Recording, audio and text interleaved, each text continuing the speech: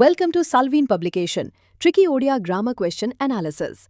Salween Tricky Odia Grammar 31 number प्रश्नटी रही तीन वर्णर युक्ताक्षर क स्तंभ सहित ख स्तंभ को उपयुक्त रूपे निरूपण कर सठिक उत्तरटी बाछिले। यार क स्तंभ रही क रे त्र क प्लस त प्लस र ख रे रही क्ष क प्लस स प्लस न ग रे रही क्ष क उ प्लस क प्लस स घ रे रही त्र न प्लस त प्लस र उ रे रही स्त्र स प्लस त प्लस र। यार ख स्तंभ को देखा गले आई रे रही आकांक्षा, डबल आई रे रही वस्त्र, ट्रिपल आई रे रही वक्त्र, आई भी रे रही तीक्ष्ण, भी रे रही यंत्र। आसंतु यार सठिक उत्तरटी जानिबा। यार सठिक उत्तरटी होछि ऑप्शन नंबर ए अर्थात क रो उत्तर होछि ट्रिपल आई वक्त्र, ख रो उत्तर होछि आई भी तीक्ष्ण, ग रो उत्तर होछि आई आकांक्षा, घ रो उत्तर होछि भी यंत्र, उ रो उत्तर होछि डबल आई वस्त्र।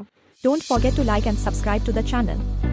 Follow Salween Publishers for more exam-related tips, book updates, free mock test and free study materials. Thank you.